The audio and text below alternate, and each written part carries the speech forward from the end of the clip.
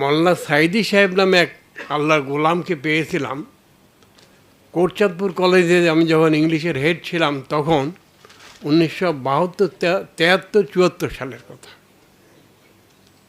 সোলাইমানপুর মাদ্রাস মসজিদের বার্ষিক ওয়াজ মাহফিলের প্রধান অতিথি।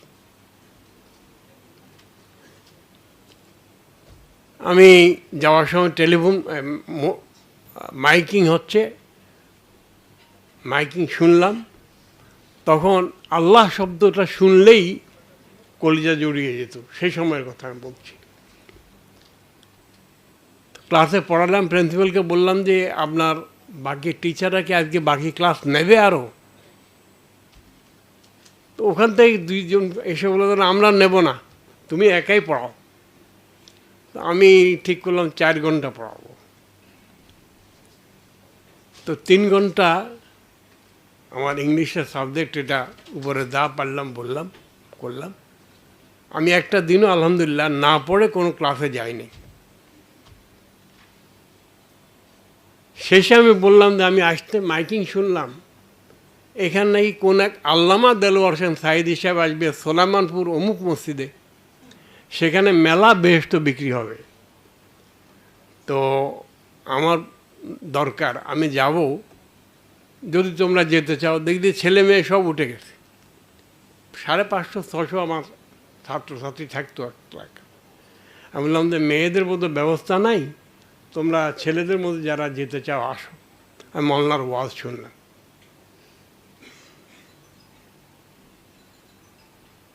আমি কথাটা এই জন্য বলছি, এটা আমার জিন্দেগির, আমার নিজের জন্য শিক্ষা।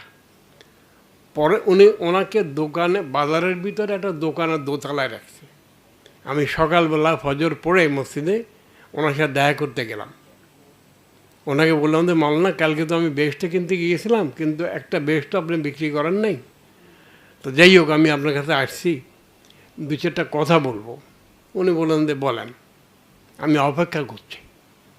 আমি বললাম যে আচ্ছা, আপনাদের কোরআনের মধ্যে এই কথা নাই? তিনি বললেন যে আপনাদের কোরআনও আছে।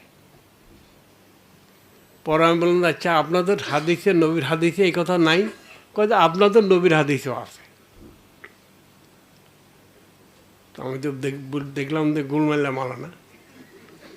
পরে আমি বললাম যে আচ্ছা ঠিক আছে, আজকে আপনার প্রোগ্রাম আলমপুর, এদিকে সোলাইমানপুর, এটা কোটচাঁদপুর, এদিকে আলমপুর, ওদিকে ফুলবাড়ি, পরের দিন আলমপুরে প্রোগ্রাম। মাওলানা, আপনাকে আজকে শুধু শুধু লা ইলাহা ইল্লাল্লাহ এর উপরে কথা বলতে পারবেন কি না? আমি পারবো না, আমার আল্লাহ তৌফিক দিলে পারব।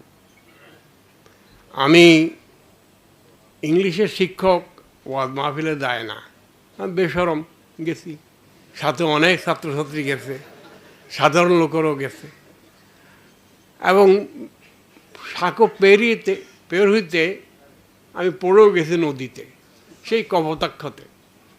তারপরও পেছনে আসি নাই, ওই ভিজা কাপড় নিয়ে আমি ওই মলনার আলোচনা শুনতে গেলাম। আল্লাহর রহমত, তিনি এর উপরে কথা বললেন। পরের দিন সকাল আবার গেলাম। আমি মলনা, কালকে তো আপনি এটা আপনি বলেছেন, আজকে ফুলবাড়িয়াতে প্রোগ্রাম, আপনি শুধু মোহাম্মদ রসুল্লাহ সাল্লাহ সাল্লাম বলবেন। আমি চেষ্টা করব, আমার আল্লাহ আমাকে তৌফিক দেন। সেখানে আমি গেলাম। প্রথমটাতে আমি 1000 লোক দেখেছি সোলাইমানপুর, দ্বিতীয়টাতে 2-2.5 হাজার লোক দেখেছি, তৃতীয়টাতে 5000-এর বেশি উপরের লোক দেখেছি। কথাটা আমি এই জন্য বললাম যে আল্লাহর এই গোলামের সাথে আমার দেখা তিনি করে দিয়েছেন। আর আমি ছিলাম অভুক্ত, তৃষ্ণার্থ।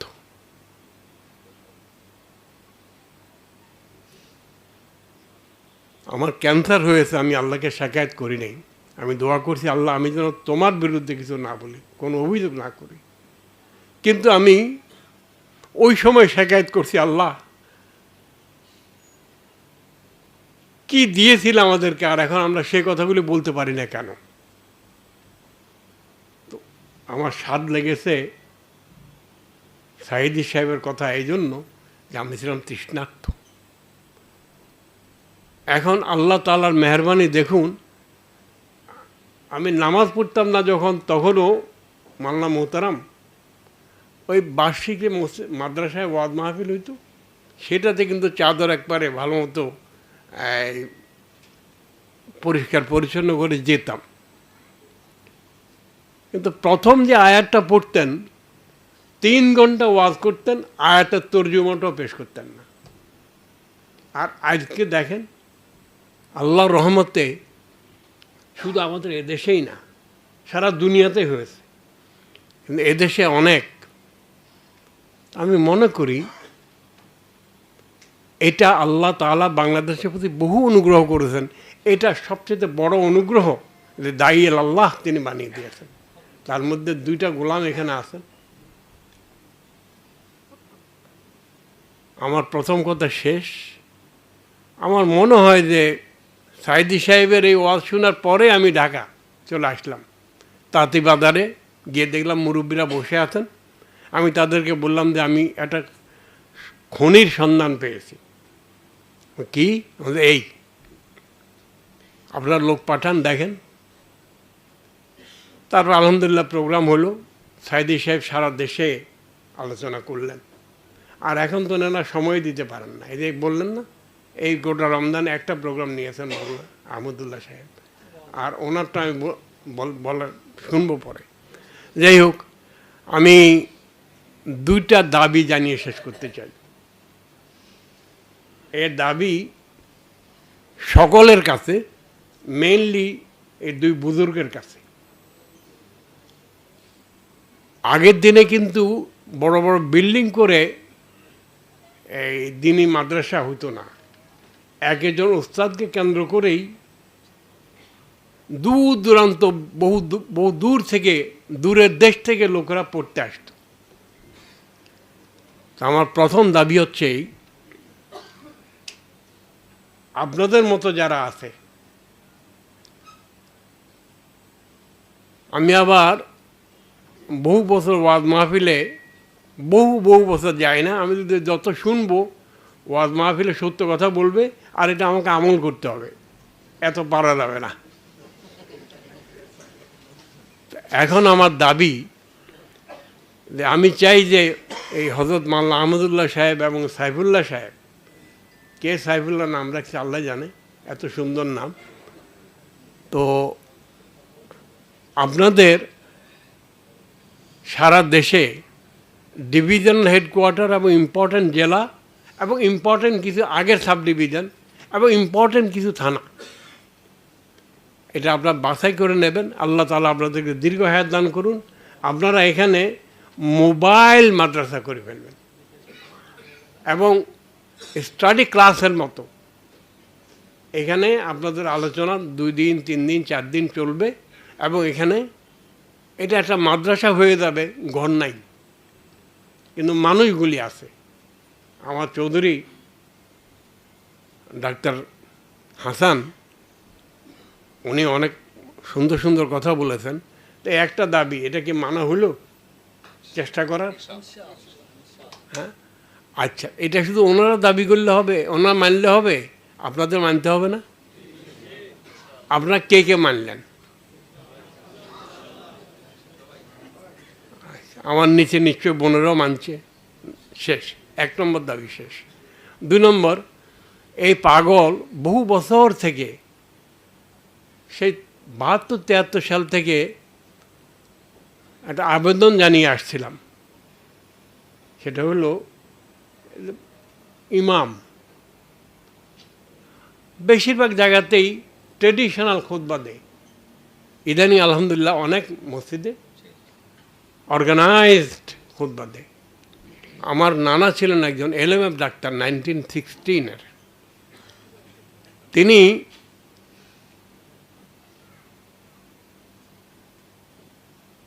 বছরের প্রথম 3 মাস যত রুগী আসুক, চিকিৎসা শেষে তৌহিদের দাওয়াত দিতেন। 4 মাস, প্রথম 4 মাস তৌহিদের দাওয়াত দিতেন, এই অল্প সময়। তারপরে 4 মাস রেসালাতের দাওয়াত দিতেন, না সরি 3 মাস রেসালাতের দাওয়াত দিতেন, তারপরে আখেরাতের দাওয়াত দিতেন, আর শেষে কোরআন এবং হাদিস এর দাওয়াত দিতেন, সারা জিন্দেগি করেছেন এটা। আচ্ছা, আপনারা যারা ডাক্তার, 1973-74 সালে এই ঢাকাতেই মেডিকেল কলেজে আল্লাহর এক গোলাম, আপনারা তাই কেউ চিনেন চিনেন না, এখানে আছে, আমি মেডিকেল কলেজে স্পেশাল দাওয়াতি কাজ শুরু করলাম। আমাকে কেউ কেউ বললেন যে আপনি এটার উপর এত জোর দিচ্ছেন কেন? আমি বললাম যে এমন হইতে পারে দেশে আমরা কেউ থাকবো না, কিন্তু এই দেশ দুই শ্রেণীর লোক ছাড়া চলবে না, এক ডাক্তার আর হচ্ছে কৃষিবিদ। ডাক্তারদের যেখানে যায় তারা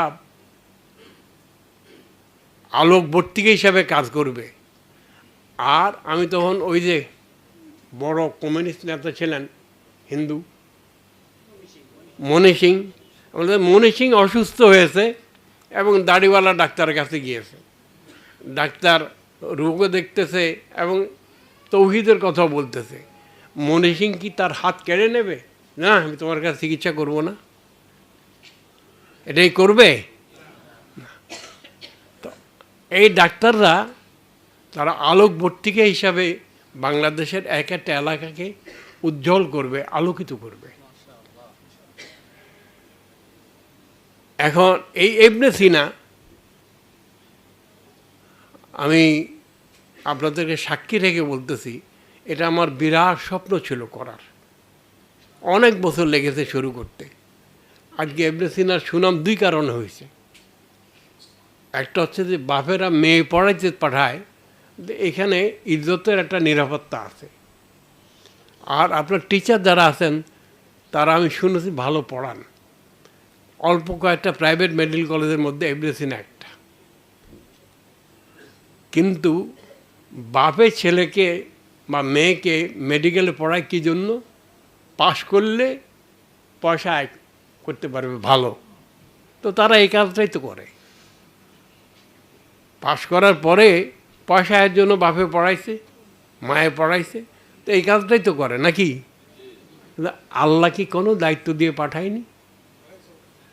তো সেটা কে করবে? আপনার আমার কথা বুঝতে পারছেন? আমিও শেষ করতে চাই।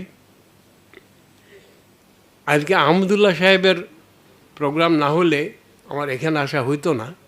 আর এখানে না আসলে এই promised boys and girls, ladies and gentleman, আমার মায়েরা, বোনেরা, মেয়েরা এবং আমার ভাইয়েরা, বাপেরা, ছেলেরা, আমি আপনাদের চেহারা একসাথে দেখতাম না। আমার এই হয়তো পড়ন্ত বেলায় অথবা আরও অনেক দিন বেঁচে থাকতে হবে, একটা দোয়া করবেন বিছানায় শুয়ে শুয়ে যেন না মরি।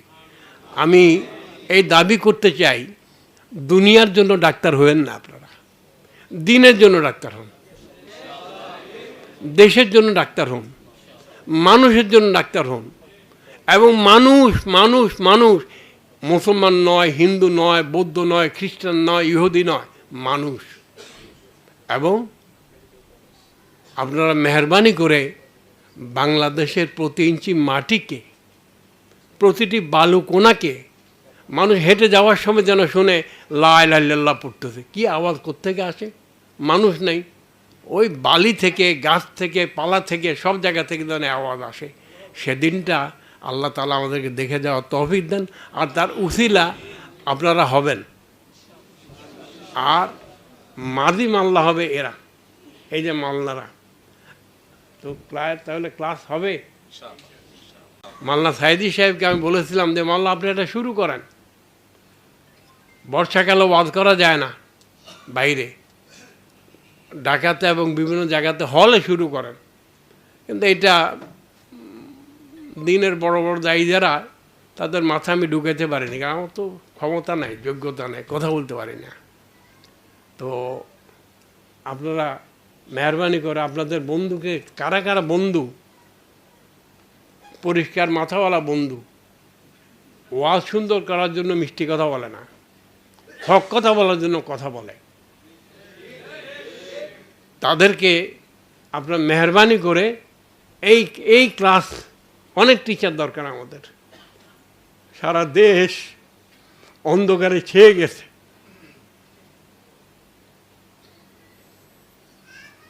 এটাকে আলোকিত করতে হলে এই রশি আপনাদেরকে ধরতে হবে। এই নৌকা, নদীতে পানি নেই, টেনে নিয়ে যেতে হবে। যেমন ইস্তাম্বুল জয় করেছিলেন, ওই জাহাজ টেনে নিয়ে গিয়েছিল যেভাবে, সেভাবে আপনারা নেবেন। আর আপনাদেরকে আসলেই টেনে নিয়ে যাবেন কে? আল্লাহ। আমি ইবনে সিনার সকলকে শুকরিয়া জানাই। এই আহমদুল্লাহ সাহেব আর আহমদুল্লাহ সাহেবের রসুল্লাহ সাইফুল্লাহ সাহেব, তাদেরকে দেখলাম। আর এরকম একটা আপনাদেরকে একসাথে দেখার একটা লোভও ছিল, এটাও পূরণ হলো। আমি আমার কথা শেষ করতে চাই।